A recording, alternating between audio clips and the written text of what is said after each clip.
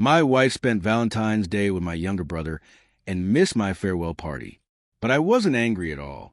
Even when she tried to explain, I graciously made up excuses for her because I'd already come to terms with her favoritism. Still, she grew more uneasy, asking if I would leave her because of this. And I didn't tell her. In just 3 days, I'd be leaving for a long-term teaching assignment in the remote Northwest Mountains, and the divorce papers were already sitting in the wardrobe. But when I stepped aside and gave my place to my brother, she showed no sign of joy for finally getting what she wanted. Instead, she went mad searching for any trace of me. Chapter 1. Anyone else signing up for the Northwest Teaching Support Mission? Last call. I am, I shouted, outside the compound. I ran breathlessly and finally managed to submit the application just in time. Thank you. I'm okay with any location. I'll go wherever I'm assigned. Lisa glanced at the form in her hand, then looked at me. George, what are you doing joining in on this chaos? This kind of teaching mission. Once you're out there, you won't be back for 3 to 5 years. A lot of people end up settling there permanently. If I approve this and send you off to some godforsaken corner of the Northwest, your Willow's going to lose her mind. She'll tear through the entire military district looking for me. Don't stir up trouble here. Lisa pushed the form back to me half-jokingly, giving me a couple of theatrical shoves to get me moving. But I firmly pushed the form back toward her. I'm going no matter what. Willow won't be able to stop me. Please don't tell her just yet. I want to talk to her myself. Maybe it was a look in my eyes, but after a moment's hesitation, Lisa scribbled my name down. Let me be blunt first. This won't be easy. You and Instructor Lou have been so close for years, and she's been protecting you like you're the apple of her eye. You really think she'll let you go that easily? Don't get your hopes up too much. I lowered my eyes and silently repeated her words. It was true. Willow treated me very well, even exceptionally so. Everyone in the compound was jealous of us.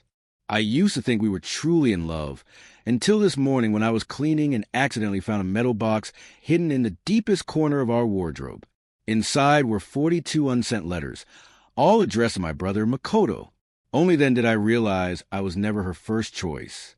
The man she'd once declared she was determined to marry was never me. It was only because my face looked vaguely like Makoto's that she chose me instead. I barely responded to Lisa's words and headed home. I wasn't expecting to run into Willow just outside the compound, pushing her bicycle. 2 thick quilts were tightly strapped to the back. In the exact red brocade, 100 Sons pattern-eyed casually mentioned wanting. Where did you rush off to? Good timing. Come feel if the quilts are warm enough. The other night you were muttering about your feet being cold, so I had new ones made for you. I looked at the quilts, but my heart was filled with bitterness. Why go to such lengths? How could she think of another man in her heart, yet treat me like I was the only one that mattered? She asked me, "What are you thinking about? You've been zoned out since just now." Huh? I snapped back to reality and shook my head. Nothing really, just my parents wrote to say my brother's coming here for something and might drop by. My voice trailed off. My fingers clenched tightly around the quilt. But Willow didn't notice my change in demeanor. From the moment she heard Makoto was coming, her eyes lit up with a soft gleam. Makoto's coming? Why didn't you tell me sooner? All right, you head home first. I'll go out and get some groceries. There's not enough meat or vegetables at home. I remember he likes fish, so I'll buy some too. Willow chatted to herself, already planning to give Makoto the sunniest room in the north wing. I didn't say anything for a long while. Finally, I smiled faintly. You seem very happy that Makoto's coming. Willow realized she might have sounded too excited. She paused and took my arm and teased, "He's your brother. Shouldn't I care about him too? What, are you jealous?" No. I shook my head, pulling away from her touch. If you're going shopping, go now. It's getting dark. The road's not easy. All right, I'll go now. That night, Willow didn't get home until very late. I was half asleep and urged her to go to bed quickly. So it wasn't until the next morning that I noticed the 2 red 100 Sons pattern quilts had been swapped out for blue ones, my brother's favorite color. No wonder she got back so late. I let out a bitter chuckle, A sour lump caught in my throat. I leaned halfway out the window, but didn't see Willow anywhere. What I did get, though, was a wave of teasing from a neighborhood aunties nearby. "What you looking for?" "Trying to catch sight of your instructor wife first thing in the morning." "Huh? Oh." "Let me tell you, yesterday, Instructor Lou came to my corner shop and grabbed malted milk candy like it was free. I asked her if she could even finish that much. And you know what she said? 'My little brother has a sweet tooth, so I'm stocking up for him. George, this kid's really lucky marrying someone as capable and attentive as Instructor Lou.'" The women all burst into laughter, chiming in as Aunt Lou led the gossip about how incredibly good Willow was to me. But my heart had already turned cold. Her little brother, wasn't she talking about Makoto? I quietly shut the window. My eyes landed again on those two large blue quilts. Without a word, I shoved them into the wardrobe and headed out. On the way to the factory, I ran into Lisa, who was off duty, and called out to me, "Hey, I was just looking for you. There's going to be a teaching support seminar in the neighboring district in a couple of days. If you're serious about heading to the Northwest, you'll need to attend." I nodded quickly and noted the time and place. Then I started mentally calculating the days and asked around about transportation to the neighboring district, only to find out the vehicles were all undergoing maintenance. Nowhere was reachable for the time being.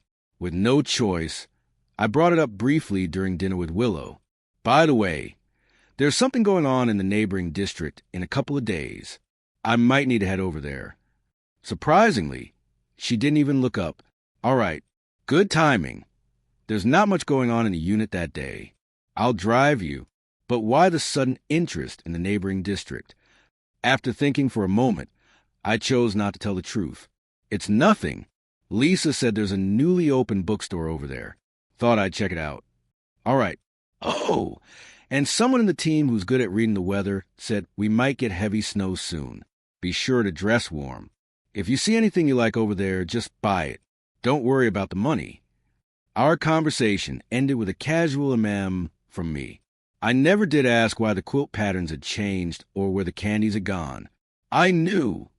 Some questions, no matter how many times they're asked, will only humiliate you more.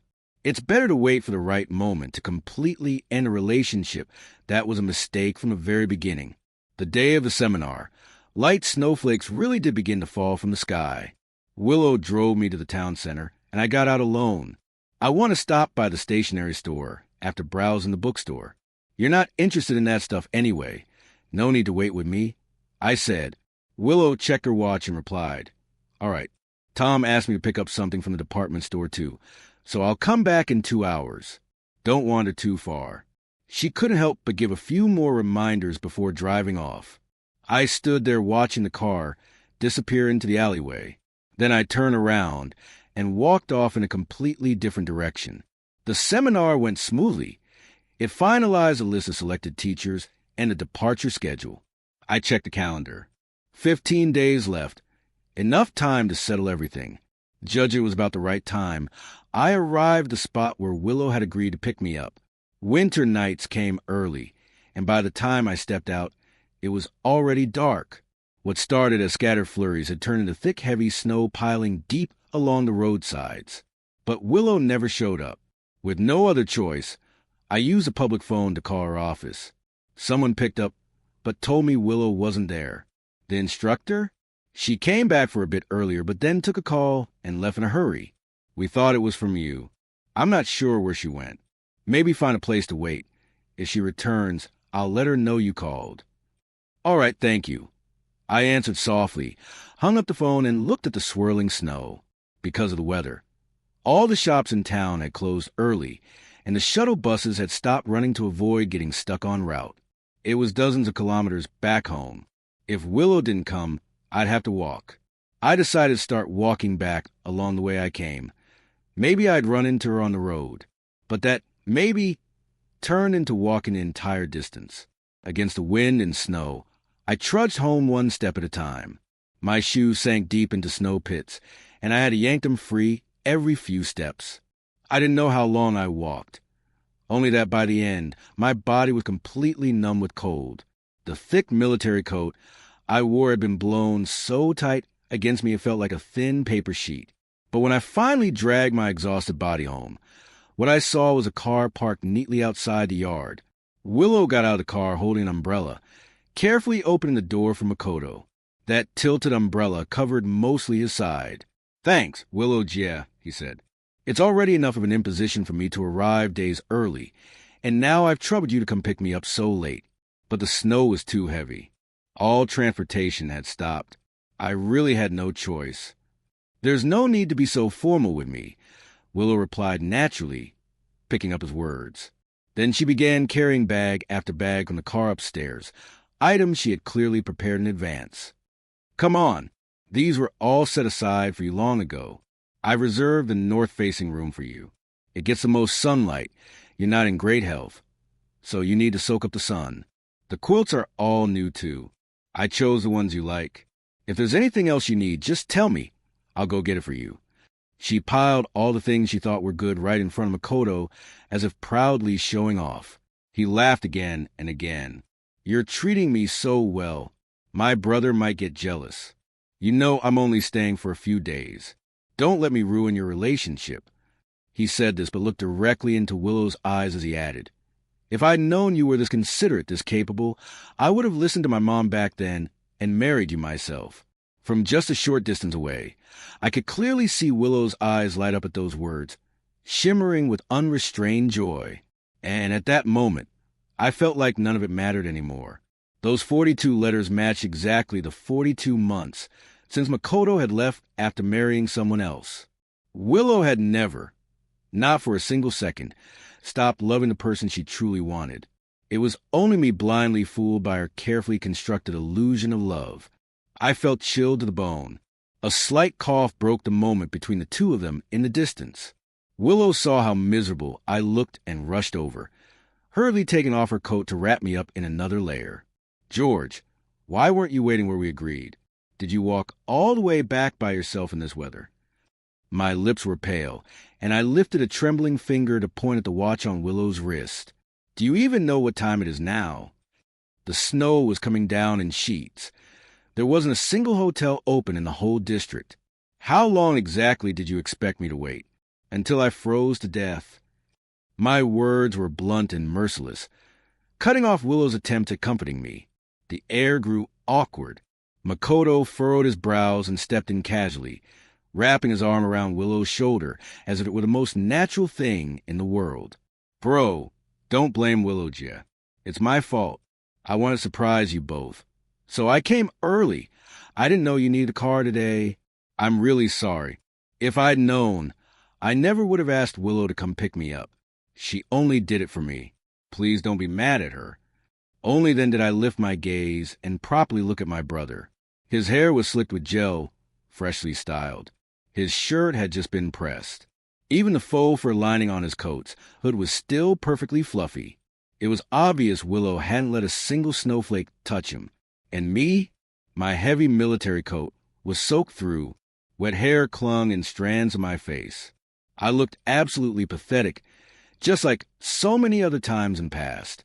Back then, right after I was born, my parents were transferred to another province for work, not wanting their jobs disrupted, or so they claimed, under the pretense of sparing me hardship. They left me in my grandmother's care. During holidays, they would send packages to remind me I still existed to them. But later, they had Makoto. The packages started including photos, sometimes solo shots of Makoto looking handsome, sometimes pictures of three of them together as a family. Their letters rarely spared a sentence for me, mostly filled with stories about how cute and lively your little brother was. They told me that if we were ever reunited one day, I must treat my little brother well. That kind of emotional and material abundance I never even dared dream of, but my brother was born into it. So the happy ones became even more open, even happier, and the unhappy ones grew duller, even more forgotten. I looked at Willow's shoulder tucked close under his arm. Without a word, I stepped past him and went straight into the East Room. Willow frowned deeply and started to follow me, but Makoto caught her arm, stopping her. "Willow, my mom says I'm weak and shouldn't catch a chill." I swallowed quite a bit of wind on the way over. can you make me some ginger tea to warm me up? Willow's eyes linger a moment on the closed door of the east room. Then she pulled her gaze away. All right, go back to your room and wait. I'll bring it to you once it's ready. Their conversation outside came through to me loud and clear. I had thought I'd feel jealous or angry, that I'd blame Willow for abandoning me in a snowstorm for not caring. But it was only now, after watching the two of them step out of the car one after the other, that I realized my heart had already been frozen over by this brutal midwinter blizzard. It hit me. Maybe I didn't love Willow that much anymore. Chapter 4. I drew a bucket of hot water and wiped myself down from head to toe. As I stepped out of the room, I happened to run into Willow, just about to bring ginger tea to Makoto. She froze for a second when she saw me, then stammered a bit and pointed toward the kitchen. There's still some left in the kitchen. You can have some to warm up. I'll take this to Makoto first. I nodded numbly. After dumping out the bathwater, I passed by the kitchen, and for some reason, poked my head in to take a look. In the small porcelain pot, there was barely a sip of liquid left, just some scorched slices of old ginger clinging to the bottom. I couldn't help but laugh out loud. If she never planned to make a portion for me from the start, why bother saying something like that? Just to fake concern and make it worse? That night, maybe from being out in the snow too long, I slept incredibly heavy. The next morning when I arrived at the factory, my head was pounding and my body felt light and hollow. Lisa, walking in with me, noticed something was off.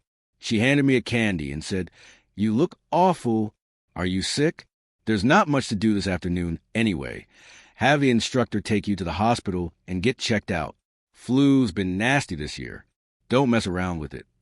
Lisa kept pushing me toward the door, but before we took more than a few steps, someone nearby piped up, "Instructor, I just saw her drive off with some young guy. No idea where they went, but it didn't look like she'd be back any time soon." "Hey, that guy's your relative, right? Kinda looks like you. Instructor Lou is amazing. Not only is she good to her man, she takes care of his relatives too. George, you really scored marrying someone like her. You're set for life." Their laughter rang out in all directions, but I couldn't even focus on what they were congratulating me for. My head was spinning. My eyelids felt like they weighed 1,000 pounds. I didn't care. All I felt was my body collapsing inward, and then everything went dark. I floated in a haze, vaguely hearing a voice scolding someone not far off. A young nurse, not knowing or caring who Willow was softly complaining, "How did you let the patient get this sick before bringing him in?" Willow didn't say a word. Her cold hands kept pressing gently against the sides of my face, trying to bring my fever down. It reminded me, she really did used to treat me well. But only now did I finally understand she was only ever good to me when Makoto wasn't around. It was like through caring for me, she was tending to someone else. As long as Makoto was there, I would always be the one left behind. That thought circled in my mind, and soon enough, consciousness slipped away again. When I woke up, the hospital room was empty. A lunchbox full of chicken soup sat on the bedside table, still steaming when I opened it. Someone had just been here. I got up, feeling around for the bathroom, but on the way back, I just so happened to pass by Makoto's hospital room. Through the gap in the door, I saw Willow gently feeding him spoonfuls of soup. "Drink a bit more. Your body's too weak. That's why you got low blood sugar again. Anyway, I've got nothing urgent these days, so I applied to work from home for a while just to take care of you." Makoto's cheeks were flushed from the steam. He smiled, lowering his head, and in doing so, leaned closer to Willow. "Thanks, Willow. But what about my brother? I heard he's sick too. Maybe you should go look after him instead." "I'll be fine." Makoto sounded considerate, but the next moment, he choked on a mouthful of soup, gripping Willow's hand and coughing hard. She hurried to pat his back, trying to ease his breathing. "You think I can leave you like this?" she said softly. "George is strong. He's always been healthy. He'll be fine in a couple of days. I don't have to worry about him. Right now, nothing is more important than you." I had no mind to keep listening to the rest of what they were saying. Dragging my heavy steps, I returned to the hospital room. When I saw that bowl of chicken soup again, all I felt was irony. Not long after I got back, Willow followed shortly behind. Seeing me awake, she paused in surprise. "You're awake. Why didn't you ask someone to call me? How are you feeling? Still unwell?" I shook my head. "I'm fine. I just went out and saw you with Makoto." Willow fell silent, seemingly not expecting me to catch her in the act. Then she smiled, leaning in to repeat the same old excuse in hopes I forgive her. "Makoto had a hypoglycemic episode this morning and nearly fainted. I just happened to be the one who brought him to the hospital. And, well, didn't Mom say before that Makoto's health is fragile and he needs extra care? So I thought, whatever you want." I cut her off before she could finish. Looking her in the eyes, I gently gave her the answer she was hoping for. It's rare for Makoto to come all this way. It wouldn't be nice for him to leave still sick. I've got a cold and fever myself, so I'm not in the best shape to care for him. I'll leave it to you. I can manage on my own. You go take care of him." Willow froze for a second. She knew I'd always been obedient and understanding, but something about this fell off. Still, my tone and expression were calm. There was nothing for her to latch onto. So Willow didn't dwell on it. After a couple of vague replies, she went back to Makoto's room. Through the window, I watched her bustle around for another man. And just like that, the last bit of stubborn attachment stuck in my throat finally dissolved into nothing. I got a prescription from the doctor and was ready to head home. Passing by Makoto's room, the cheerful voices and laughter inside were piercing. Thankfully, I no longer felt a thing. Over the next few days, Willow kept going back and forth to the hospital, claiming she was taking care of Makoto. I was busy preparing for my upcoming teaching trip to the countryside, and before I knew it, we hadn't seen each other for a week. As the departure date approached, Lisa snuck over during lunch break and whispered to me, "Hey, have you told your supervisor about the teaching trip yet?" Without even looking up, I replied, "Not yet. She's been busy lately. I haven't had the chance." "Busy, my ass. I saw her this morning dragging that relative of yours around town shopping for clothes. Don't give me that excuse. I'm telling you, the sooner you talk to her, the better. If she doesn't approve, you'll still have time to work something out. And since there's going to be a farewell gathering before you leave, why not just bring it up then?" I kept my head down and said nothing. Would Willow disapprove? I highly doubt it. She's so wrapped up in the bliss of being with Makoto right now. She probably wishes I'd just step down as her official husband. There's no way she'd object. She'd probably be clapping in celebration. So just as Lisa suggested, I'll bring it up then and get it over with. From then on, we'll go our separate ways. I'll make a clean break. I swallowed the last flu pill, the bitterness quickly spreading beneath my tongue. With a furrowed brow, I forcefully flipped a framed photo of me and Willow face down on the table. Fine. I'll tell her later. Makoto was finally discharged from the hospital after 5 days, and I finally had a chance to tell Willow about the farewell party.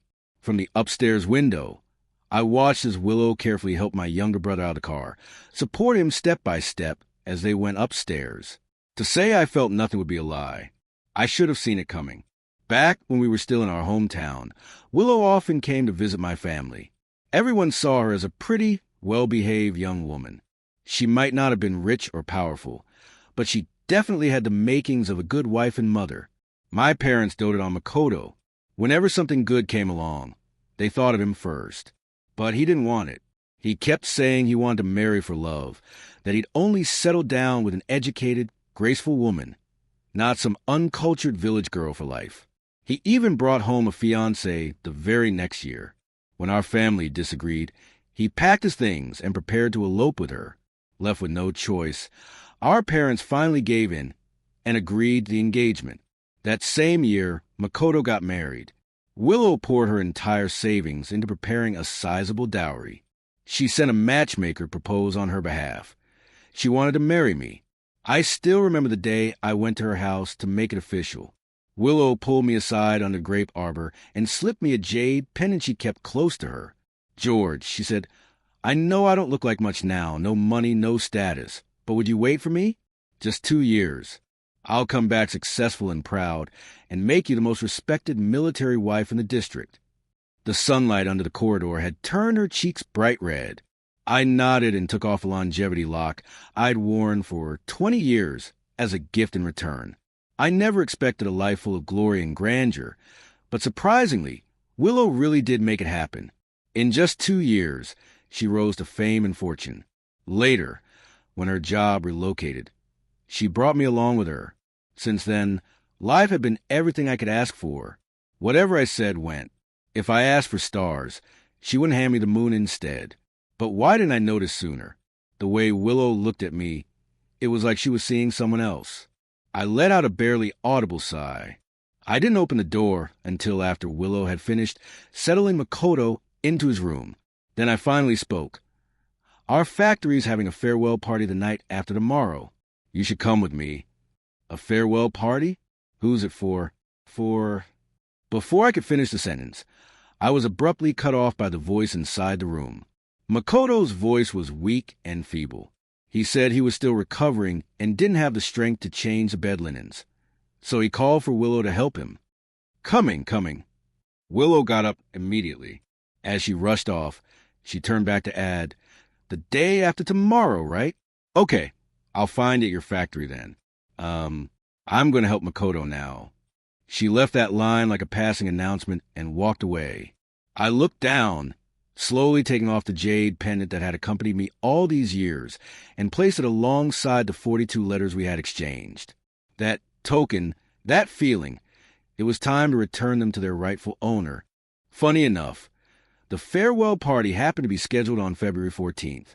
When people saw vendors on the street selling roses, everyone gathered around in curiosity. What kind of day is this?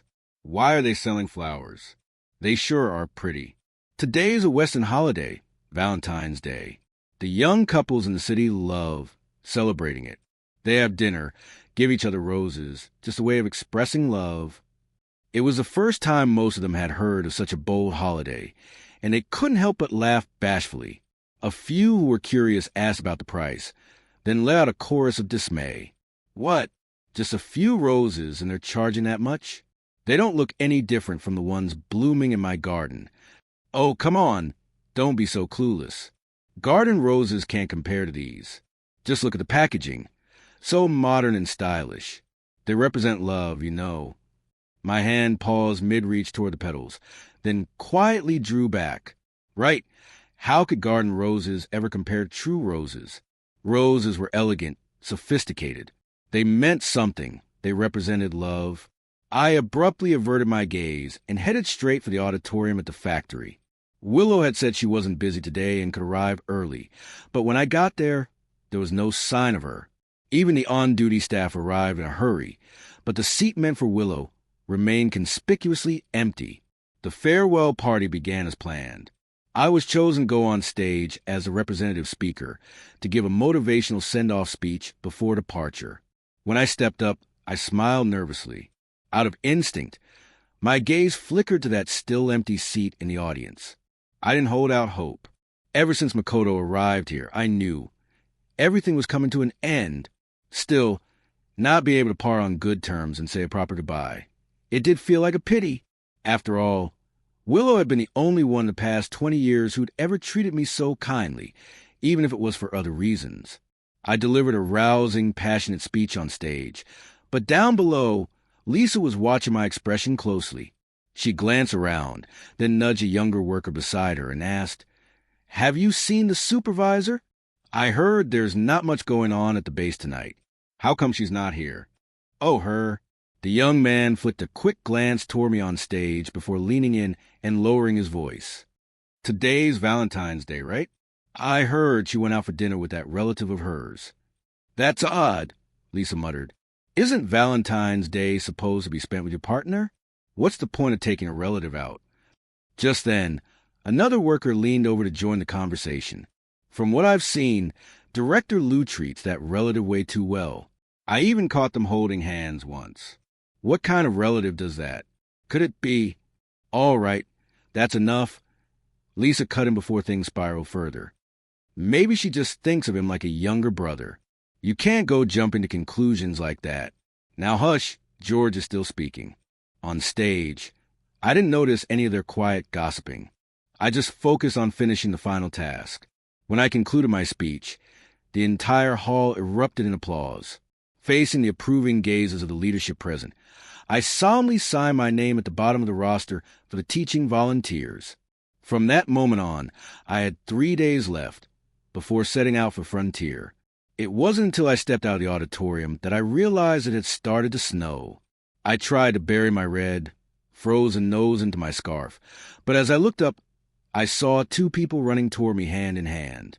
It was Willow and Makoto. George, I'm sorry. Something came up and I got delayed. Then I remembered you mentioned the farewell party, and Willow wanted to explain more, but my eyes silenced her completely. My gaze was cold, colder than the snow falling at night. The light that used to shine in my eyes whenever I saw her was gone. Willow's heart sank. A bad feeling rose within her. But before she could say anything, Makoto jumped in to pick up where she left off. Bro, don't blame Willow. It was my fault. I insisted she stay and build a snowman with me. That's why she forgot the time. If you want to blame someone, blame me. But hey, it's just a farewell party, right?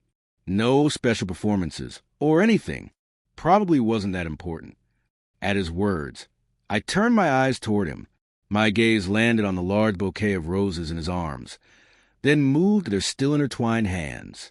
Willow noticed where I was looking and quickly pulled her hand away. George, listen, I was just worried he might slip on the ice. No need to explain. I raised a hand with a smile and gently cut her off. You don't have to explain anything. I understand.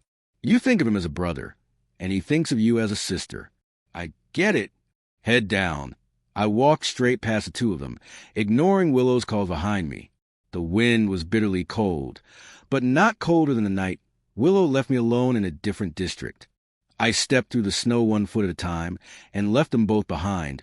As I returned to the residential compound, sharp-eyed, I immediately noticed 2 freshly built snowmen downstairs. They were holding hands just like the 2 of them. One had an M written on its chest, and the other a W. I gave them a single glance, brushed the snow off my coat, and went upstairs. I had finally accepted it. Willow's heart belonged to someone else. And finally, I stopped placing my hopes on someone else. I made myself a pot of sweet soup to warm up. With only 3 days left before I left, I didn't want anyone tying me down anymore. Ironically, just as I had made peace with everything, it was Willow's turn to fall into confusion. That night, for once, she wasn't hovering around Makoto. Instead, she came back to the room early. George, I want to explain what happened today. I cut her off. No need. Didn't we already talk about it outside? Willow faltered, then tried again. Those 2 snowmen. Oh, those. Makoto grew up with our parents, so he's a little childish and playful. As his older sister, it makes perfect sense you join him. Nothing strange about that. My tone stayed calm, even gracious, giving her every excuse and justification she might want. But for some reason, the unease in her heart only grew stronger. Later that night, with the lights off, Willow lay beside me in the dark, listening to the steady, shallow rhythm of my breathing. She couldn't shake the feeling that I was drifting away from her. On a strange impulse, she rolled over and slipped into my arms with a blanket, just like she used long ago. She asked me, George, you're not going to leave me, are you? I was silent for a long moment, then chose not to answer her question. Instead, I changed the subject. I heard today is that Western holiday, Valentine's Day. It's my first time experiencing it. I didn't have time to prepare a gift. I'll get you something in a couple of days. You'll love it. Her arms tightened around my waist. For that one sentence, Willow's anxious heart finally settled. She tilted her head up and placed a kiss on my chin. Okay, I'll wait. The next morning, Willow returned the way she was when Makoto first arrived, taking care of his meals, clothes, daily needs, and everything else before heading to work. Since I had been given special permission to stay home and prepare for the upcoming teaching assignment, I was packing my things and waiting to depart with the group in 2 days. For the moment, the house was just the 2 of us, me and Makoto. With Willow gone, Makoto dropped the nice guy act completely. He swaggered into the living room and sat across from me, looking smug. I really thought you had something going for you, he said. Managing to land a woman who actually seemed to love you. But turns out all it took was a few words from me, and she was mine. George, you're such a loser. Coulda win Mom and Dad's love growing up. Coulda win your wife's love after marriage. No matter where you go, you're just dead weight. He raised his chin proudly and pulled out a sheet of paper, a divorce certificate. Let me be straight with you. I'm already divorced. Willow, she's the next wife our parents picked out for me. At first, I was worried hearing how much in love you two were. But hey, looks like I didn't even need to try. You know what she told me the day it snowed? She said she always wanted to marry me. If it hadn't been for my early marriage, and you looking so much like me, you wouldn't have even had this shot in this lifetime. So take my advice, just divorce her already and hand her over to me. You've got to enjoy a good life all these years with that face that slightly resembles mine. Should be enough by now, don't you think? Makoto's words were like poisoned daggers stabbing straight into my chest. All those memories of happy times with Willow flashed before my eyes, then collapsed into a single line from my mouth. All right, I agree. I'll divorce her and let you have her. If I were you, I'd... Wait, what did you just say?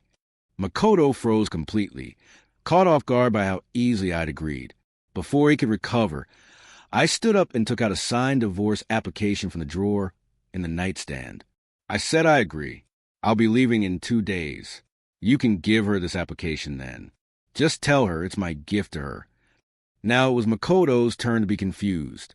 He had assumed that even if I were willing to let go, I'd make it a painful process for him, for Willow, or both. He never imagined I'd give her up without asking for anything in return. Don't worry, I added, I'm not bluffing. I know she likes you, and that she's been looking at me as if I were you for a long time now. Living with someone whose heart belongs to another? It disgusts her and me. Better to split early and spare each other. As for the house, the car, and everything else, you don't need to worry. When I married her, our parents didn't give me a single penny. I moved in with just 2 blankets and a couple of hot water bottles. Everything we have now came from her. So when I leave, I won't take a single thing with me. There's just one thing. I paused, then looked up at him. The longevity lock I gave her, it's still with her. Last time I asked, she refused to give it back. Can you get it for me? Makoto still looked suspicious, but after thinking it through, he figured helping me with this wouldn't hurt him. So he agreed. That same night, he even threw the item back at me without a second thought. I thought it was something special, he said, but when I asked to borrow it just to take a look, she took it off without hesitation. There, it's yours again.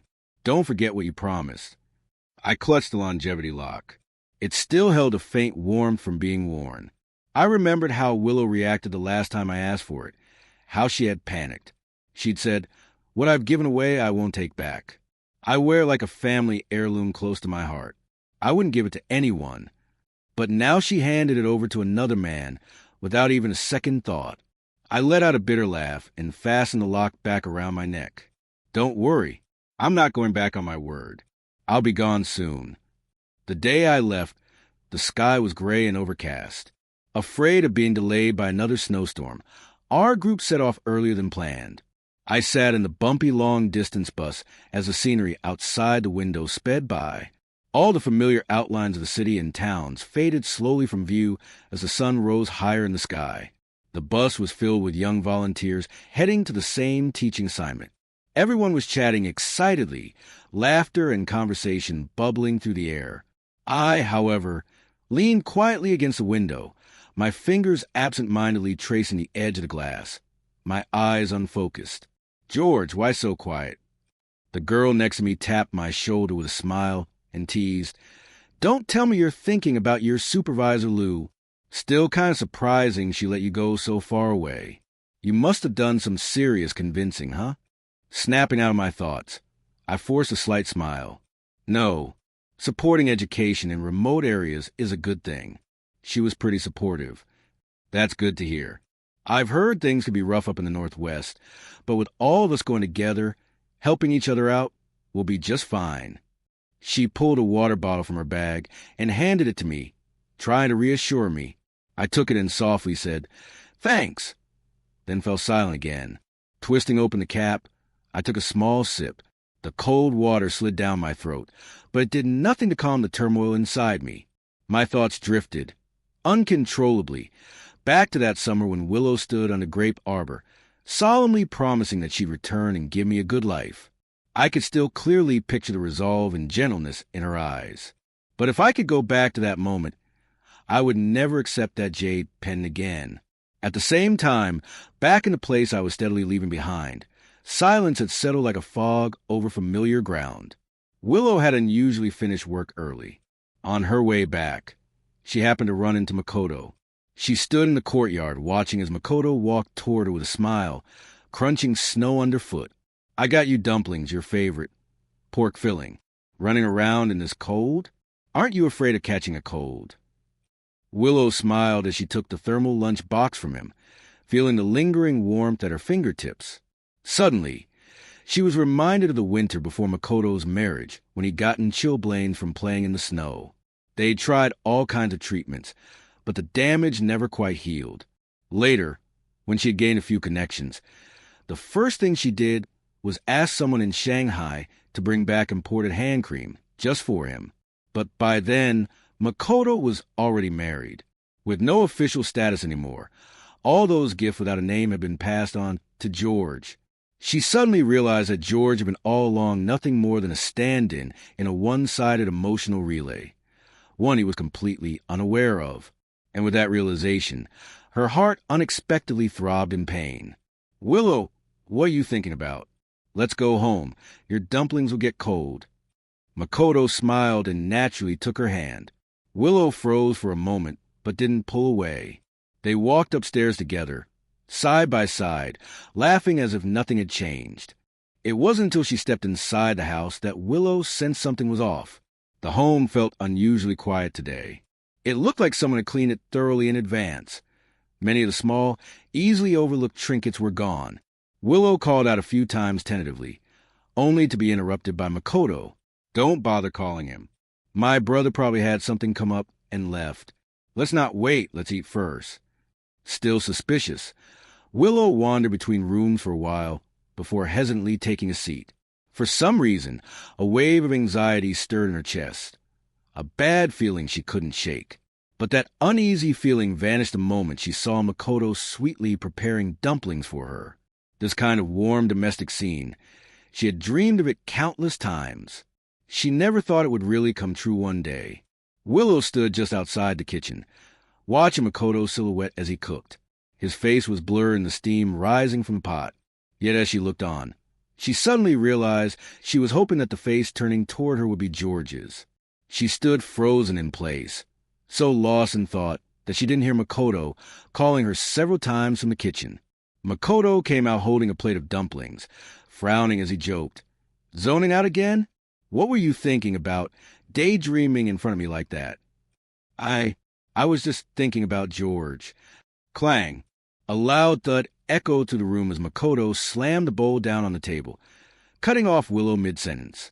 He furrowed his brows, pretending to be upset. He knew Willow was most sensitive to this side of him. George again. "Willow, can't you just be honest with yourself? You've been with me since I came back. You've given me everything I wanted. I know what's in your heart. I know you've liked me for a long time. You only married my brother because he looks a little like me. You've never truly gotten over me, have you? Willow." Makoto softened his tone, calling her name gently. Then he stood up and took 2 sheets of paper from the pocket of his coat, placing them in front of her. "I've got good news for you. I'm officially divorced. We're free to be together now. And this one's yours." He said it's his gift to you. He always knew your heart belonged to me, so he chose to step aside and give us his blessing. All you need to do is sign it, and we can be together in the open. Once spring comes, we'll go home, let my parents choose a lucky date, and make it official. What do you think?" Willow stared at Makoto in disbelief, slowly picking up the 2 sheets of paper. One was Makoto's finalized divorce certificate. The other was from George. When she read the contents, her heart sank like a stone. George's familiar handwriting stared back at her. "Due to irreconcilable differences, I voluntarily agree to dissolve the marriage." I honestly thought George would cling to you like a coward, Makoto said smugly. Didn't expect him to be so sensible. Saved me the trouble. He gave me the divorce papers without even being asked. What did you say? He gave them to you voluntarily? Willow suddenly cut him off, her voice trembling with disbelief. A terrifying realization dawned on her. She turned and ran into the house. She flung open the bedroom door. Everything seemed perfectly normal. George's clothes were still hanging neatly in the wardrobe. The items on the desk were all there. Even his favorite fountain pen still lay on the writing table. But when she opened the drawers, empty, he had taken all his important documents with him. No letter, no explanation, not even a photo. George had vanished without a trace, as if he'd never existed at all. Willow's heart twisted painfully. She collapsed onto the edge of the bed, clutching the divorce papers tightly in her hands. How could this be? Why would he want a divorce? She had given him a kind of love others could only dream of, a life of comfort and wealth beyond anything he could have imagined. Could it be? Willow sat in silence, replaying everything in her mind. A sudden thought flashed through her head. She sprang to her feet and ran to her own closet. She rummaged frantically until deep in the back she found a metal box. But when she lifted it, it felt noticeably heavier than she remembered. She opened the lid, and inside lay a translucent jade pendant. Beneath it, pressed carefully, were the 42 letters she had once written to Makoto. So George had known all along. He'd realized long ago that he was just a substitute, loved only because Willow couldn't have Makoto. It turned out all his calm tolerance these past days had been for one purpose alone, to prepare for his departure. The snow outside was falling heavier by the minute, the swirling flakes blurring everything in sight. But Willow didn't care. She grabbed her coat and dashed out the door, leaving Makoto's calls far behind her. The biting wind cut into her like knives, but still couldn't match the chill in her heart. As she passed a music store on the street, a sorrowful tune played from the speakers. Willow came to an abrupt stop. She suddenly remembered this was George's favorite song. He used to softly hum along every time it played. Now she finally understood the heartbreak buried in those lyrics. She rushed straight to the factory where George worked, threw open the office door, and was met with startled stares from the workers inside. "Excuse me, has George come to work today?" "George?" One of them shook his head. The factory gave him a special 2-day leave. "He's not coming in. I don't know the details, though," he added. "I've been out on leave myself. You could try asking Lisa. They're really close. She might know." A flicker of hope reignited in Willow's sunken chest. After thanking him, she hurried off in search of Lisa. After several twists and turns, she finally arrived at her home. The door opened to reveal a bespectacled woman. She blinked in surprise. "Instructor Lou?" "Lisa, I need to ask, has George been here?" Seeing the panic in Willow's eyes, Lisa had a feeling George hadn't told her about his departure. She sighed, stepped aside, and gestured for Willow to come in. "George is gone. Our factory had a program to send volunteers to teach in the Northwest. He signed up. The Northwest? When did this happen? He never told me. Why would he suddenly decide to go?" "He's always loved teaching," Lisa explained. "Even at the factory, he used to organize literacy classes for the older folks who never went to school." Willow was hit with a wave of realization. She vaguely remembered George once mentioning he had dreams of being a teacher, and that he'd even gotten certified. But at the time, she'd been too absorbed in reminiscing about Makoto's dreams to really pay attention. That was when it all began. The 42 letters that followed were his farewell carved in ink. Instructor Lisa continued, "I know it's not really my place to comment on your marriage, but ever since that relative of yours came around, your favoritism has been way too obvious. You made George hike back alone through miles of snowy mountain roads. He caught a fever from the cold, and it didn't break for days.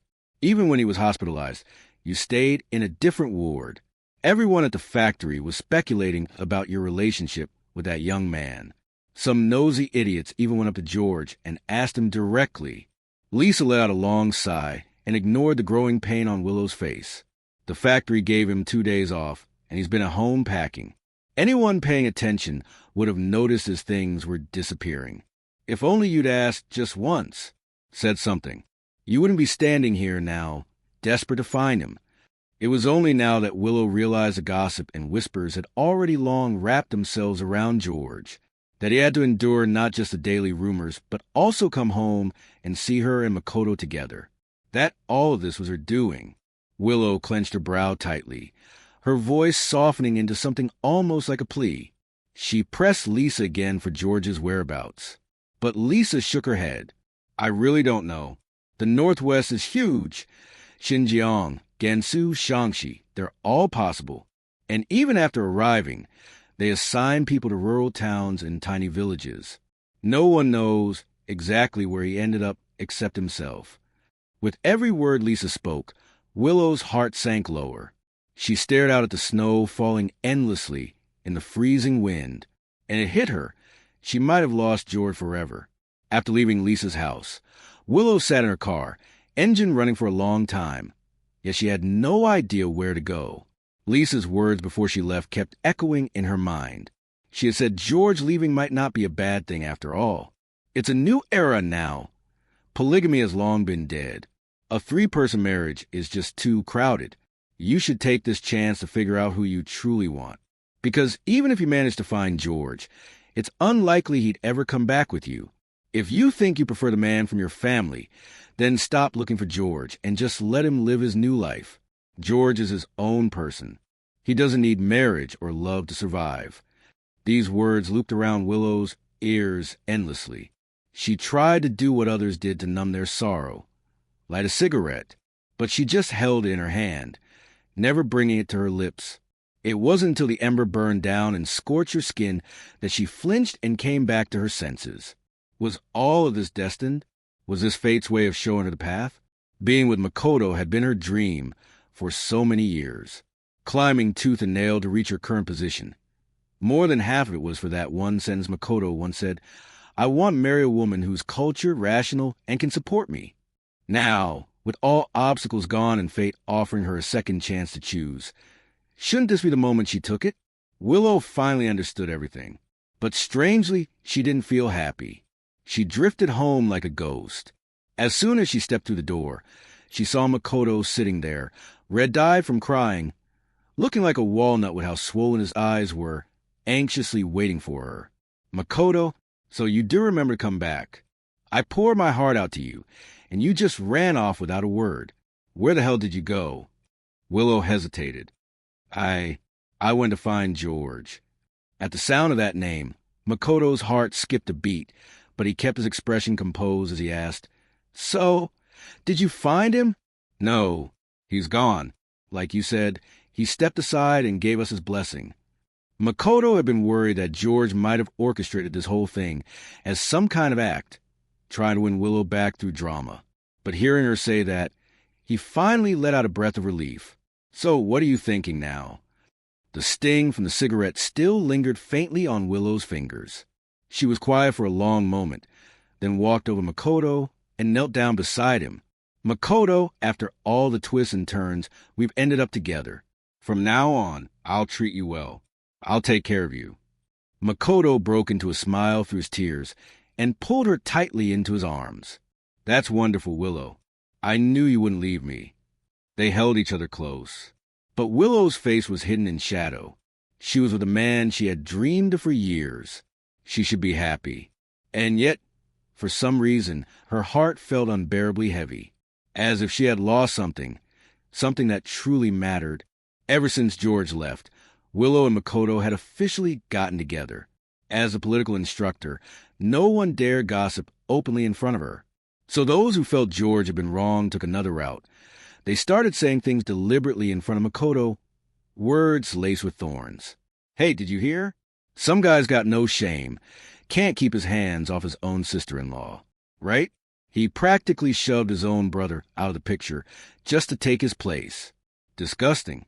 Makoto, spoiled and coddled since he was young, had never suffered this kind of humiliation. He snapped instantly.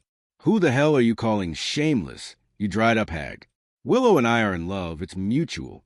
Who's seducing who here? The elderly woman wasn't easy to deal with either. She spat a sunflower seed husk on the ground and snorted, I'm talking to whoever it applies to. What a waste of a young man. You could have done anything, but no, you had to get involved with a married woman. You really have no shame. And don't think we're scared just because you're hiding behind Instructor Lou. Word is the higher-ups are sending people soon to investigate discipline and personal conduct. When that happens, don't think either of you can escape. Why you... Makoto's face flushed red with anger, and he stormed upstairs, muttering curses under his breath. When Willow saw the way he came back, she didn't need to ask what happened. They're so old already. Why bother arguing with them? You have no idea the kind of vile things they were saying. Makoto shoved away the hand. She reached out. Just tell me, are you going to do something about it or not? This kind of confrontation had become a weekly routine, and each time Makoto demanded an answer, Willow sighed and pulled his hand gently. Fine, I'll take care of it. Let's go to the city. You can buy whatever you want, all right? It was an old trick of hers, but it always worked. Sure enough, the next day, Makoto seemed to forget everything. He was all smiles, dragging her out of the house. He browsed for ornaments in a curio shop near Lillikang, while Willow quietly accompanied him. But her eyes kept drifting toward the tea house across the street, the one George used to frequent. Willow, how about this one? Makoto's voice snapped her out of it. He was holding up a blue and white porcelain vase, smiling brightly. Willow froze for a moment. In that instant, she could almost see George standing there, smiling with the same gentle curve of his eyes. She shook her head, trying to dispel the illusion, and quickly said, "It's nice." "You say everything is nice. That's so perfunctory." Makoto pouted and grabbed her wrist. His fingertips were warm to the sleeve of her shirt, but to Willow, the warmth felt unfamiliar, almost icy. She remembered how George's hands were always slightly cool, like the tea brewed, warm but never scalding. George again.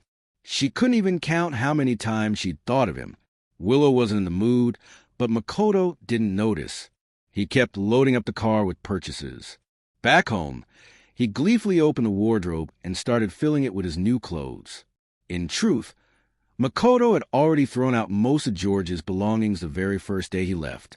It was only because of Willow's insistence that a few items were kept, just in case George ever came back and needed something to wear. But now, not a single piece remained. "I've thrown all these clothes away. They were so outdated, and there's even a military coat." Willow's gaze fell on the military green coat in the corner of the wardrobe, the one George had asked for last winter. He'd said that winter clothes needed to be durable and warm, and once winter passed, it didn't matter how they looked. She remembered how he used to stand in the snow waiting for her to come home, his nose red from the cold, but always smiling. But now he was gone, and the coat had been thrown into the trash. A sudden wave of grief clogged her chest, and she couldn't bear to watch any longer. She turned and headed straight into the kitchen to start preparing dinner. At the bottom of the freezer, there were still some dumplings George had made. Willow's hand froze. For a moment, she heard George's voice in her head. "Your stomach's not great. If you get hungry at night, just cook some of these. Don't always eat out." When he was still around, Willow never thought her life would be so incomplete without him. But now that George was gone, she realized the space around her was filled with his presence in every corner, and she couldn't escape. It felt as though she were a fish out of water, suffocating. She shook her head, trying to push the image of George out of her mind. But when her fingers touched the worn groove on the knife handle, she froze. It was a mark left by George's hand after years of holding the knife. Makoto came out after tidying the wardrobe. When he saw Willow standing there in a daze, he couldn't help but ask with a laugh, "When did you learn how to cook?" "George taught me," she answered softly, her eyes suddenly feeling warm. The name she hadn't spoken in a while made the air hang heavy for a moment. After a long silence, Makoto walked over and wrapped his arms around her shoulders, resting his head on hers. "Willow, let's get married." The sudden proposal nearly made Willow cut herself with the knife. Her heart squeezed painfully, and she thought back to George's calm expression before he left. She remembered his tolerance and generosity in those final days and the silence when she asked him if he was going to leave. She realized now that those were his final goodbyes. but she didn't want to say goodbye.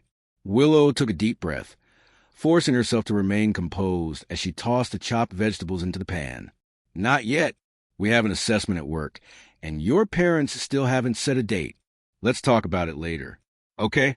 I'll go talk to my parents tomorrow and get the date. After your assessment, we'll do it. That night, Willow lay in bed, her mind heavy with thoughts, listening to Makoto's steady breathing. Moonlight filtered through the cracks in the curtains, casting dappled shadows on the floor. Willow, Makoto turned over, mumbling, "Will you go with me somewhere tomorrow?" Willow absent-mindedly agreed, not realizing that Makoto still remembered this promise. What she didn't expect was that he would take her to a bridal studio. Willow stood outside the fitting room, a heavy feeling in her chest. Makoto had often hinted at his desire to marry her, even as recently as yesterday, but she always felt like she needed to wait for something, though she wasn't sure what. But this time, he took her directly to try on wedding dresses, and it seemed he wasn't willing to give her any more time to delay. "Do you think it looks good?" Makoto stepped out in a suit, straightening his collar, smiling at her. His smile was dazzling, almost identical to George's from back in the day. Willow managed a weak smile. "It looks good." "Well then, when are you planning to get your marriage certificate with me?" "My parents said the wedding should be on an auspicious day, but the certificate can be signed any day." There was again the same question. Willow sighed lightly and chose to remain silent. Without a doubt, her response enraged Makoto. He angrily changed out of the suit and stormed out of the shop, despite Willow calling after him several times, trying to stop him. When Willow got home, she found Makoto sitting on the sofa, his face a deep shade of anger. She remained silent for a while, then decided to lay everything out. "Makoto," she took a deep breath. We can't get married." Upon hearing this, Makoto's expression immediately froze. "What do you mean?" Willow's gaze fell on the watch on his wrist. It was the one she had bought for him a few days ago, but now the metallic sheen felt painfully glaring. The reason was simple. George had a similar one. This constant feeling of everything reminding her of George was driving her crazy. It was in moments like this that she realized, after all these years, she had long fallen in love with George. She could now tell the difference between a rose and a rose bush. "I'm sorry, Makoto. I can't forget George." "What did you say?" "I'm sorry." Willow lowered her head. "I know this isn't fair to you, but I just can't go on like this. My world was already filled with George. Now that he's gone, it feels like the sky has collapsed. I can't think of anything but him. Can you understand this feeling? Makoto, you're still young. You have a long and bright future ahead of you. No matter what kind of woman you want, you'll find someone. So..." "Willow." Makoto didn't want to hear any more, interrupting her angrily. He suddenly stood up, the sound of his shoes scraping against the floor ringing sharply. "Willow, what do you mean? What have you been thinking of me all this time?" Makoto's voice was shrill and cutting as he grabbed a glass cup from the coffee table and smashed it to the floor. "Say something." The glass shattered, and the sharp pieces scattered across the floor, cutting Willow's hand. Blood dripped from her fingertips. "Makoto, calm down." "Don't call me." Makoto stepped back, grabbed a photo frame from the table, and threw it at the wall. The photo inside was one of them taken last week at Lilikang. Now the glass had shattered, cutting his hand and staining the photo with blood. "Do you even know what I've endured for you? I put up with everything. How others humiliated me, how they call me a homewrecker. All for you, and now you say this to me." Willow's face darkened. "Makoto, Shut up." Makoto grabbed a cushion from the sofa and threw it at her. "Why do you think you can treat me like this?" Willow stood still, letting the cushion hit her. "I'm sorry, Makoto." "Sorry." Makoto sneered, his voice filled with contempt. "Do you think sorry is enough?" Willow looked at Makoto's face, which was almost identical to George's, but now twisted with rage. She suddenly realized that she couldn't deceive herself any longer. She whispered, "Makoto, the person I've always loved has always been George." Makoto froze, his movements halted. He stared at Willow as tears began to fall. Then, In a burst of fury, he grabbed the teacup on the table and threw it violently to the ground. "Willow, you really are something." Willow stood in place, watching the teacup shatter and spill over her pants. "I'm going to find him." The crying in the room stopped abruptly. Makoto lifted his head, his eyes full of despair. "Find him? Do you even know where he is?" "No, but I'll find him." Upon hearing this, Makoto suddenly burst out laughing, his laughter hollow and bitter. "Willow, you're truly laughable. Do you think he'll forgive you? Do you think he'll come back to you? You don't love me. So why didn't you push me away when I tried to get close to you? Now, after you pushed George away, you pretend to be clear-headed and realize who you really love. Are you all this fake?" Listening to Makoto's mocking words, Willow's throat tightened and an unbearable ache filled her heart. It was true that she had once been torn between two men, thinking she could handle it, but now she was fully awake. The one she truly loved, the one she wanted to spend the rest of her life with, was George. She didn't want anyone else. It was my childhood obsession mistaken for love. But now I've realized the truth. I'll go find him and make up for all my mistakes. Upon hearing this, Makoto's laughter suddenly stopped. He grabbed the keys on the table and threw them violently at the wall. "Get out! Go! Just go!"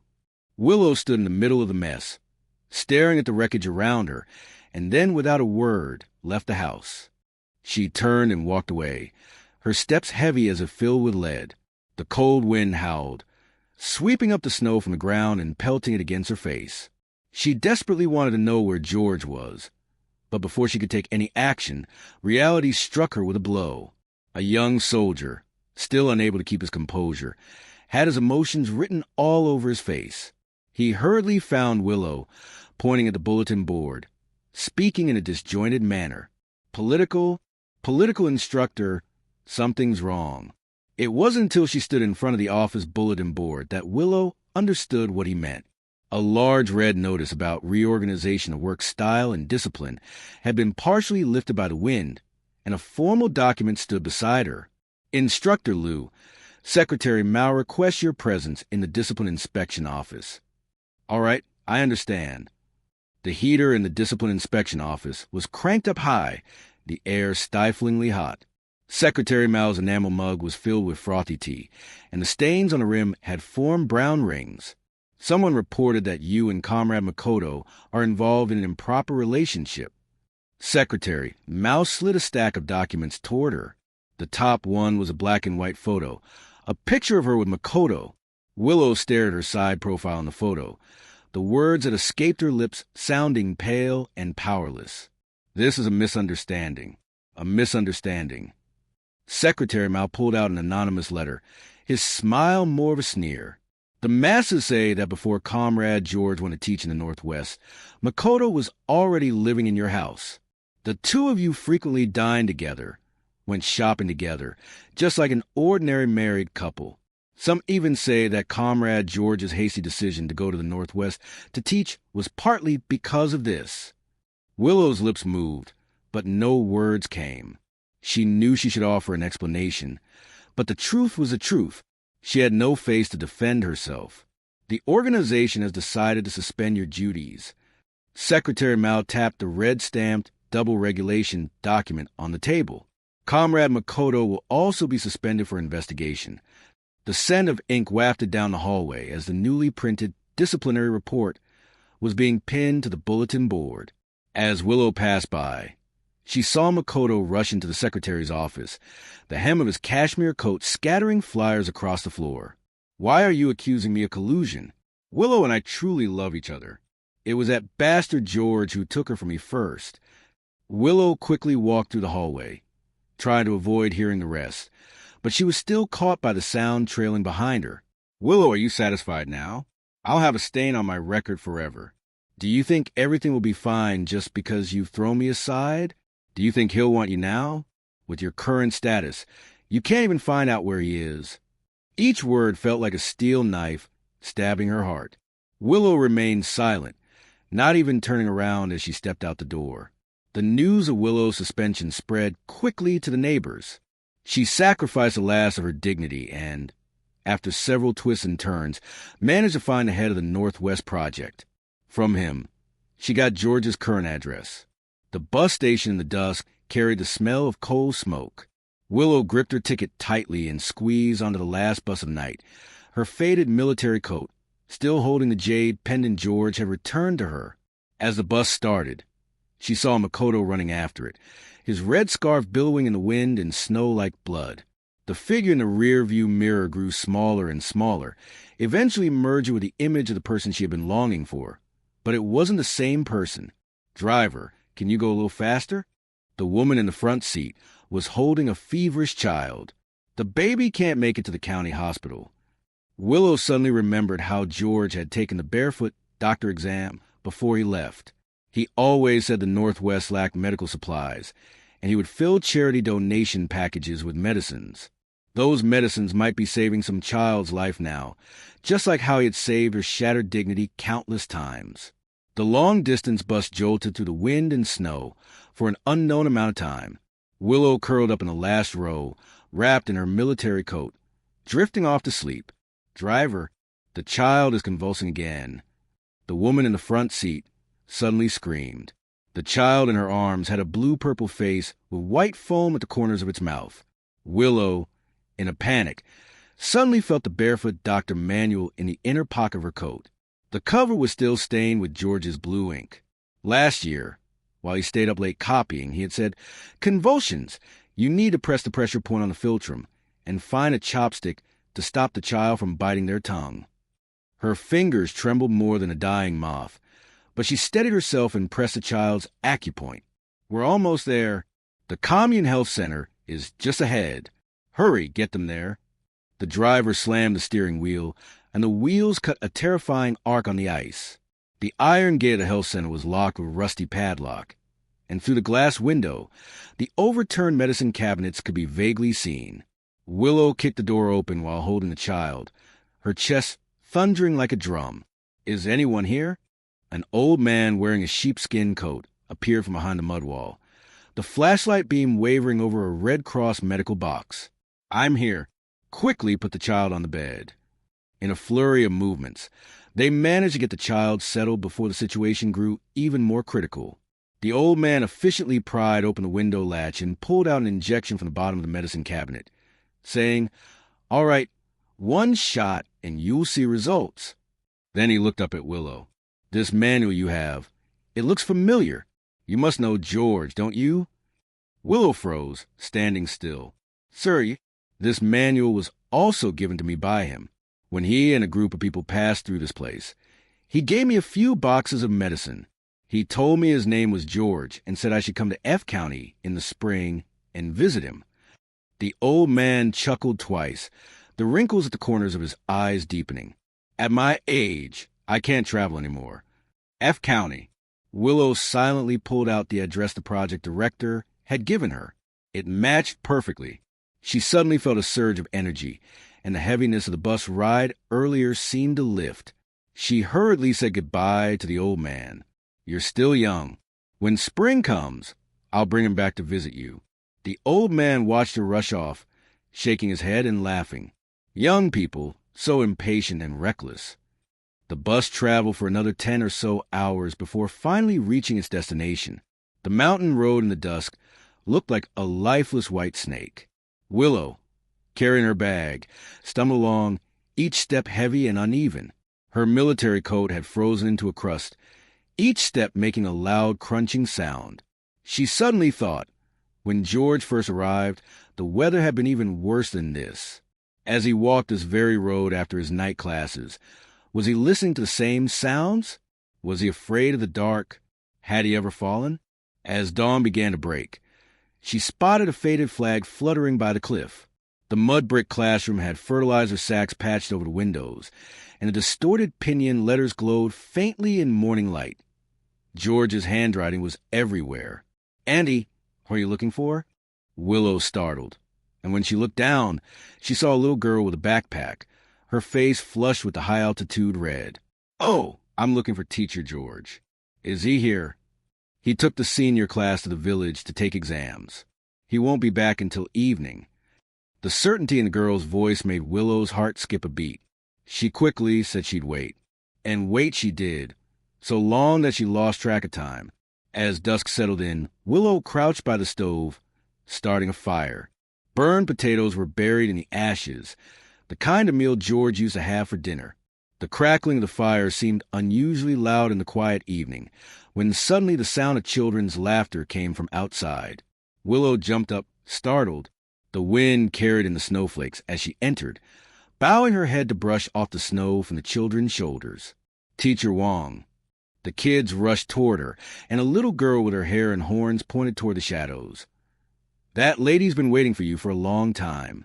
Willow stepped out from behind the pile of firewood, her military coat now with scorch marks from potatoes. She turned toward her, and the exam papers in her arms fell with a soft thud to the muddy ground. The children suddenly grew quiet, 30 pairs of eyes darting between the two of them. George, I hadn't received any notice, so when I saw Willow here, my mind went blank. How did you get here? Willow's voice caught in her throat. She glanced at the children and then at me, whispering, Is it possible to talk somewhere else? I didn't say anything, but silently agreed, leading her to my humble office. The only light in the office came from an oil lamp, its flame flickering in the glass shade. Willow watched my lips press tightly together, then finally gathered the courage to speak. Let's talk. Talk about what? About these past days? I've missed you. Willow, you didn't travel across mountains just to reminisce, did you? If you have something to say, hurry up. I'm not that free. The air grew thick with tension. Then Willow suddenly said, I've been suspended. My hand froze as I was pouring water. So why come to me? Makoto thinks you're a woman who can't help him, so you came to find me hoping I'll wait for you another 2 years. No. Willow's voice suddenly rose. Teacher Wong. The sound of someone knocking on the window interrupted Willow's words. Susie has a fever and is talking nonsense. I threw down the cup and ran, with Willow following close behind into the next mud brick room. The little girl was curled up on the bed, her face burning bright red, clutching a half-frozen piece of bread in her arms. I pulled the damp pillowcase off. Go to the warehouse and get the white liquor, the 4 bottle at the bottom of the cabinet. Willow nodded, fumbling in the dark until she found half a bottle of Red Star Ergo-2. I was wiping Susie's body down, noticing the purple sores from frostbite on her back. They stung her eyes. Hold her still. I rubbed my hands with the white liquor. This might hurt a bit. Willow thought the words were meant to comfort Susie, but when Susie in a stupor cried out, Don't go, Mama, and scratched her hand until it bled, Willow understood how deep the pain truly was. At 3 a.m, Susie's fever finally broke. I collapsed on the threshold of the kitchen, and Willow timely handed me an enamel mug. Drink some water. No need, just leave it. Willow reluctantly withdrew her hand, then changed the topic. What are you doing tomorrow? I didn't even lift my head. I'll tutor the senior class. I'll help you. Help me? What can you do? Willow thought for a moment. Military boxing. Grading homework. Carrying grain. I suddenly laughed, my laughter colder than the night wind. Lou instructor, can you tell the difference between millet and rice? She froze. Then after a long pause, with a voice almost pleading, she choked out, George, I'll do anything. Just let me atone, please. Atone for what? I suddenly stood up. You should go to the city and find Makoto. Didn't he want to be a groom? Willow's eyes watered, and she fumbled through her pockets. Pulling out the jade pendant George had returned to her. Take this. After you left, I never gave it to him. I thought being with him was fulfilling my wish. But after you left, I realized how laughable that idea was. I love you. My wish, without me realizing it, became to be with you for the rest of my life. George, please forgive me. Okay. The wild wind howled, making the window frame rattle. I stared at the jade pendant, its surface smooth and warm, and my gaze was cold. I don't know much about jade varieties. To me, they all look like pretty glass. But because I liked you, I've treasured this piece for many years. But now I no longer like it. So to me, it's just ordinary glass again. As dawn broke, the sound of roosters crowing echoed in the distance. I didn't wait for Willow's reply. I turned and walked toward the classroom, saying, "When it gets light, you can go down the mountain. There's a bus 20 miles away. I'm not leaving." "Well, suit yourself." I opened the office door and said, "Just don't linger around me talking about those annoying and disgusting things." Willow still didn't leave. She stayed in the office until the first light of day, then went to fetch water from the well. The creaking of the iron will startle the sparrows under the eaves. Before she could draw the bucket up, a loud voice came from behind. "Teacher Wong's water jar was filled by me yesterday." Willow turned and saw a tall, beautiful woman. The woman was holding a bamboo basket, and the smell of roasted potatoes wafted out. "I'm Alicia, a substitute teacher at the village school." Willow noticed a knife with a wooden handle strapped to her waist, and the scabbard was engraved with the twisted word Wong. The well rope suddenly slipped, and the bucket crashed back into the bottom with a loud thud. Willow wasn't someone to pry into others' privacy, but when it came to George, she couldn't help herself. Her eyes darted the handle of the knife a few times. Then she finally asked, "Are you close to George, Teacher Wong?" Alicia looked up at her, then lowered her head. "He's a good man. He teaches the elderly in the village to read, teaches these left behind children, gives them medicine and treats them. No one here has a bad relationship with him. Such a shame, though," Alicia said without looking at her, quickly cleaning up the scattered buckets and bowls, then adding casually, "He has bad judgment. The woman he married isn't much of a person." Her tone was so matter-of-fact, as if she had no idea the woman standing before her was George's ex-wife. Willow's breath caught in her throat, but before she could vent, Alicia had already rushed into classroom. Willow looked through the broken window and saw Alicia teaching the children to sing mountain songs while George sat, head bowed, grading homework. The reflection of his eyelashes hung on the yellowed paper. When Alicia sang, "The mountain flowers are bright red," her gaze kept drifting toward him. At this point, even a fool could see what Alicia was after. Willow, furious, raised her leg to kick the wooden bucket, but when she thought of George's cold eyes, she pulled her foot back and instead packed a snowball to throw at her own head. How had she managed to lose George, such a good man, and their perfect marriage? In the days that followed, I simply followed Willow's lead, looking at her like she was a stranger, completely ignoring her. Willow watched the two of them laughing and chatting after class, feeling out of place, as though she didn't belong here. But she couldn't bring herself to leave George. She still wanted to stay close to him, and she stayed that way until nearly spring. The weather between winter and spring was dry, and sandstorms were frequent. One night, Willow was suddenly awoken by the sound of tiles cracking. When she rushed into the classroom, Alicia had already covered the windows with oilcloth, holding a crying Susie in her arms. When Alicia saw her, she hurriedly handed the child to Willow. "Teacher Wong is still in the warehouse rescuing textbooks. I'll go move the sandbags." Willow nodded in agreement, settled Susie, and rushed to the warehouse. She found me holding up a wobbly bookshelf with my body. She ran over to help. Dust clouded her eyes as she heard me shout, "Third stack on the left. Those are the new textbooks. The kids need them for the new term. Wait for me. I'll go move them." As we struggled to carry the boxes of books out, Alicia came back against the wind, carrying sandbags. Her clothes were torn, and the ugly scars on her shoulder were visible. Alicia shoved me toward Willow. "You two take care of the kids. I'll go block the back wall." Willow instinctively held me, but I struggled to pull away. "No, the sandstorm is too strong." Alicia got lung disease from a previous fire rescue. She's experienced. She knows better how to avoid the sandstorm than you. Willow yelled, so loudly her voice cracked, but the person next to her suddenly froze. Long hours of hard labor had caused me to faint at that very moment. When I woke up, everything was calm again. The muddy ground after the heavy rain still shimmered with water.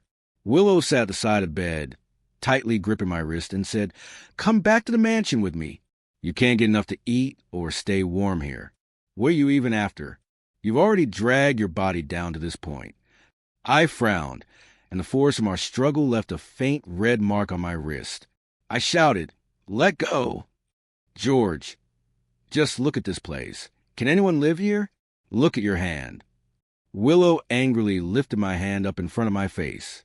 The grooves of my fingertips were filled with chalk dust that couldn't be washed off, and my nails were pale and anemic, which was pitiful to see.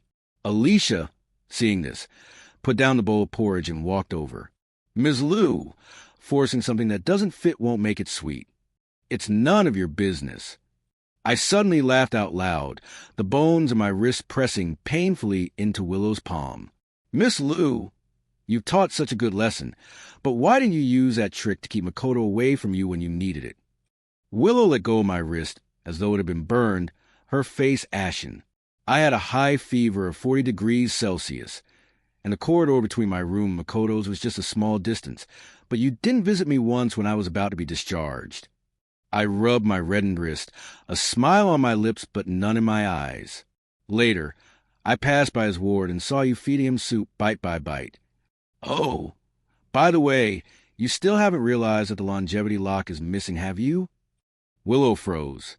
She had noticed it long ago, but at the time, Makoto insisted he didn't know where it went. She searched for it for a long time but couldn't find it, so she gave up. She knew how important it was to me. So when we met again, she didn't dare bring it up, fearing I would get angry. Little did she know I already knew everything.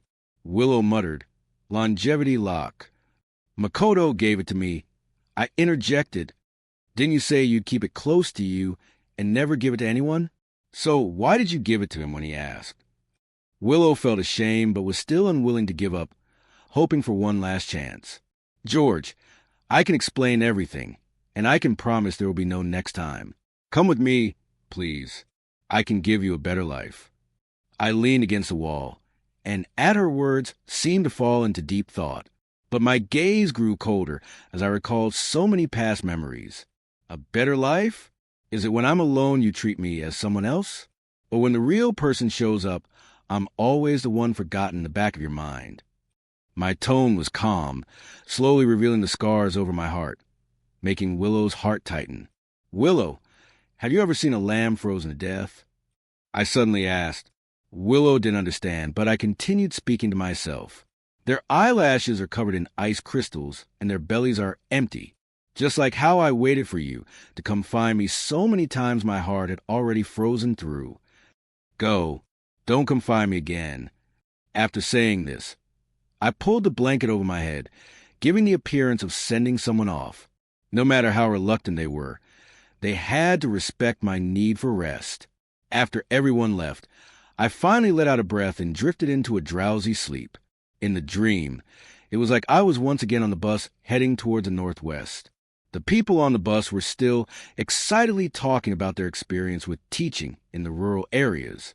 Some talked about the sandstorms in the northwest. Some talked about the children there, and others discussed future plans. I listened, but it felt like their voices were separated by a thick layer of glass, distant and fuzzy. Later, the bus kept driving, passing vast desolate fields, and in the distance, the mountain ridges appeared faintly in the dusk. I leaned against a window, closed my eyes, and heard the engine's deep hum and the noisy chatter in the bus. "George, look." The girl beside me suddenly pointed out the window and exclaimed, "The mountains over there are so beautiful." I opened my eyes and followed the direction she pointed to. In the distance, the mountain ridges were bathed in the golden hue of the setting sun, as if they had been set on fire. I stared blankly at it, and suddenly a phrase popped into my mind. "Where the plains end, spring mountains begin." Now I had finally crossed my own desolate land and welcomed the golden sun over the mountains. Chapter 20. I had slept for a long time, and when I opened my eyes again, I was jolted awake by a burst of yelling. The harsh voice cut through the glass, and Makoto, in his expensive patent leather shoes, was searching around for me. "George, do you have no shame hiding in a mountain ravine and seducing another man's wife? Come out here." The children, startled by this sudden commotion, huddled together in fear. Willow peeked out at the sound, and upon seeing who it was, her face changed drastically. "Why are you here?" She hurried over, grabbing Makoto's wrist and trying to pull him outside. "Go talk somewhere else. We're in class here." Class? Teaching how to be a mistress and destroy someone's marriage. Makoto didn't care about that. He shrugged off Willow's hand and stormed into the classroom. He grabbed the books on the podium and threw them around, the printed exam papers flying like snowflakes. Makoto, what are you doing? Willow rushed over to stop him, but he grabbed her by the neck, drawing blood. Willow froze, unable to comprehend that the man before her, throwing a tantrum and acting shamelessly, was the same Makoto she once knew. What am I doing? What's wrong with me? George stole my wife, and I'm not allowed to demand an explanation? You always liked me, so what did he give you to make you go back to him? Makoto screamed hysterically, and the words that came out became more and more incoherent. I get now. All this talk of being fired was a lie. You just want to get rid of me and be with that man, don't you? A barrage of words bombarded Willow, and before she could respond, the door suddenly opened. I leaned against the doorframe as I entered, my face as pale as paper. I ushered the children outside to play and wiped the sweat from my forehead, saying, "What's all this noise? This is a school. If you're going to lose your mind, do it somewhere else." George, what are you pretending to be all high and mighty for? Finally seeing the person he despised, Makoto stormed forward, only to be blocked by Alicia, who stepped in front of him. She ordered, "I don't care who you are, but you're not welcome here. Please leave." "Oh, looks like you got a lot of lovers. Pretty impressive." Makoto sneered viciously, pointing his finger at me. "It's all your fault. If it weren't for you, I wouldn't have been fired, and Willow wouldn't have left me. Now everyone knows Willow refused to marry me for you, and I've become a laughing stock. Why should I endure all this humiliation while you two can act all lovey-dovey here? Why?" Makoto didn't realize how incoherent he had become. The more he spoke, the angrier he got, and in the end he grabbed the modern dictionary on the podium and hurled it at me. He ran it without noticing that a gleam of cold light flashed among the pages he threw. It was a craft knife used to cut the exam papers. "George." Willow instinctively lunged to block me. As the blade grazed her hand, she saw the look of shock in his eyes, and in that moment, she felt that everything was worth it. He finally cared enough to feel something other than indifference toward her. Drip, drip, blood fell onto the pinion chart, staining the black print with dark red. Alicia swiftly grabbed Makoto's arms and pinned his legs down with her boots. "Move again and I'll call the police." "Call them?" Makoto laughed madly. "Let the authorities see how a teacher seduces a married woman." A loud slap rang through the classroom. I silenced him with one swift strike, and then grabbed the spare gauze and iodine from under the desk, skillfully tending to Willow's wound. "Watch your mouth. It was you who tried to steal another man's wife, not me. And from what I know, you two aren't even married, right? So which so-called husband are you talking about? Lastly, I'll say it again. I didn't steal her. There's nothing worth stealing from someone who's already moved on. You're the only one who treated her like a treasure. If you can, please just take her away." The words hung in the air, and both Willow and Makoto had different reactions. Willow thought that at least after blocking the blow for George, it would stir something in his heart. But no, when he looked at her, it was still as if he were staring at a lifeless plant. Makoto was even more enraged, seeing my calmness as a form of bragging. His face contorted as he opened his mouth to curse again. Before he could gather himself, Willow, exhausted and resigned, stopped him. "Enough already. You and I both know exactly what's been going on between us. So why come here and dump all this garbage on him?" She sighed heavily, gripping the blood-stained gauze, and collapsed weakly to the side. "You never wanted to be with me, did you? Did you hear your parents talk about my family's ancestral house? The deed is yours. Take it and go. Stop causing trouble for him, okay?" After a brief silence, Makoto stopped struggling and nodded. "Fine. I've got the documents ready. When should we go to settle this?" A ridiculous scene unfolded unexpectedly and ended just as inexplicably. The next morning, I woke up and saw an empty bed, not knowing how to react. I knew she had gone to the county with Makoto, saying she was going to handle the transfer of the old house, but she never came back after that. I didn't pay much attention and just went on with my life as usual. Day by day, I taught and treated the elderly in the village. Whenever I had free time, I copied a few more copies of the Barefoot Doctor's Manual and distributed them for free to every household. Until one day in early spring, when the snow melted, the postman, who rarely came, surprised everyone by calling out the villagers' names. "George, you have a letter." I wiped my hands dry, suspiciously took the neatly wrapped letter, and the moment I laid eyes on it, I immediately recognized the handwriting. "George, I'm writing this letter to you from Old Lee's place. Do you remember him? He recognized us through the Barefoot Doctor's Manual you gave me. It's over 600 kilometers from here to where you're teaching, and every time a car passes, I stare at the tire tracks thinking that maybe one of them leads to you. I know I'm rambling, but what I really want to say is I miss you. After I left with Makoto, I transferred the house to him, and we went our separate ways. I didn't stay with him, but I didn't know how to face you, so I ran away. When I had nowhere else to go, I thought of you, wanted to do something meaningful like you. So I found Old Lee. I promised her I would bring you back here in the spring, though now I'm here alone." I continued reading her letter, and it was clear that Willow had become more mature and steady. She spoke of meeting all kinds of patients as well as seeing various medical mysteries. Once, she saved a boy from a high fever and seizures, and his family cried in gratitude, giving her 2 packets of milk, but she refused to take them. The letter went on for several pages, with most of it filled with her longing for me and her experiences. At the end, the tone shifted abruptly. "I left something under the bed I once slept in, something I gave to you.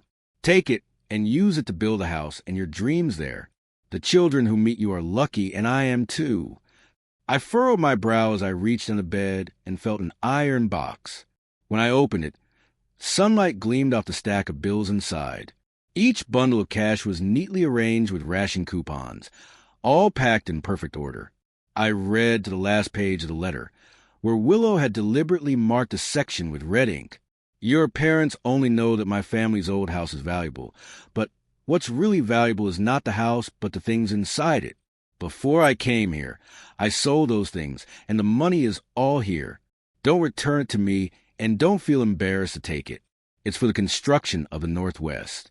Remember to build the house solidly, and next time don't go risking your life in the rain to save those books. And one more thing, buy yourself a warm coat with this money. I saw you with your cuffs all worn out and coughing while grading papers at night. Your health is the real foundation for everything. George, I'm not asking for your forgiveness, just like the Yellow River will never flow backwards. But I want to live like you, tutoring the nearby kids, helping the elderly carry water. Each brick I move will be like an apology for grievances I caused you. When I've saved enough money, I want to dig a sweet water well at the village entrance and call it George's Well. I owe you this life, and in the next life, I'll repay you. But if there's a next life, please don't meet a woman like me again. All right, I need to go. The patients are waiting, and Old Lee is calling me. Take care of yourself. Farewell. Don't miss me." My eyes followed the words down to the last letter. Then I turned the page. The back was covered in the words, "I'm sorry," the last one trailing off into a long ink stain like dried tears. I sighed softly. I believe Willow may have truly understood her mistakes by now, that she genuinely wanted to change, and finally realized who she loved. But it was all too late. If you plant the seeds of early spring at the end of summer, they will never bloom. Chapter 22 on the day of the spring equinox. 50 sets of new textbooks filled the warehouse. I squatted in front of the newly built dormitory, counting the remittance slips. The money had been used to buy new desks and chairs and to repair the classroom's roof. I kept the rest aside for future needs.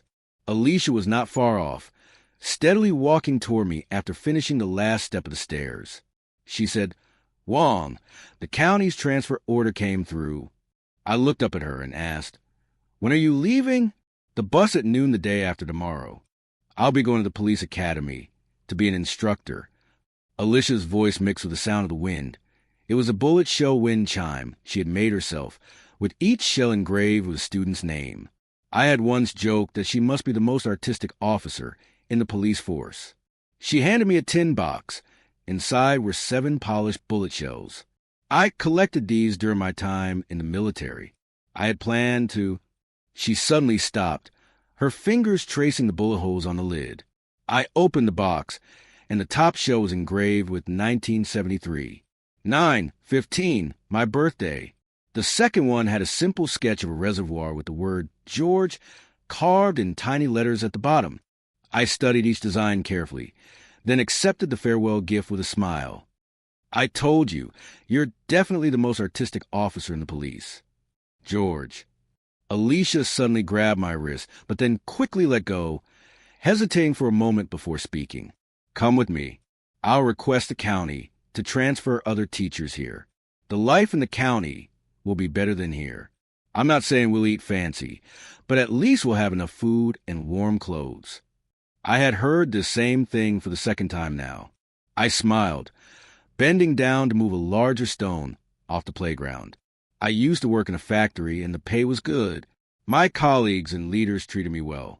There was a fridge in the house, a double bed, and my own big wardrobe, but I still came here. I wiped the sweat from my brow and looked over at the children before continuing. Don't misunderstand me. I'm not showing off how superior my life was. I just want to say, I didn't come to the Northwest for a better life. I want these kids to walk out on their own efforts and live better lives.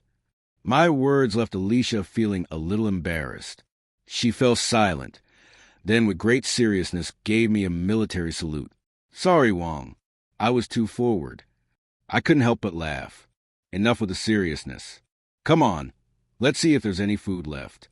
Tomorrow I'll cook, and we'll send you off with the kids. All right, then I humbly accept. The next morning, I rushed into the kitchen and made a big fuss cooking. The rare meat dishes made the kids eat in silence, their mouths oily from devouring the food. Alicia, while laughing at them, secretly stole glances at George. She wanted to remember him just as George wanted to forever etch the vast desert into his heart. The meal stretched on unusually long, but as all good things must come to an end, no matter how hard it was, she had to leave. Before departing, she opened her mouth as if to say something but left without a word, turning and climbing into the back seat of the tractor. I waved back and forth with a group of students at her increasingly distant figure, smiling as I sent off an old friend who had shared in both hardships and joy with me. That night, the wind blew over the lesson plans, revealing a transfer order copy secretly left by Alicia among the teaching materials. I looked at it curiously by the oil lamp, and to my surprise, I noticed pencil-written small words next to the police academy's official seal. If you change your mind, you can come find me anytime. I tilted my head, folded the transfer order into a paper airplane, and threw it toward the reservoir. I didn't expect that the little plane, without wings, could fly so far and wide. In the cold wind, the bullet shell wind chime rang with delicate sound, startling the nightingales resting in the fields. I suddenly thought that maybe I should plant some roses in the small garden to the southeast, just as a way to remember this relentless version of myself.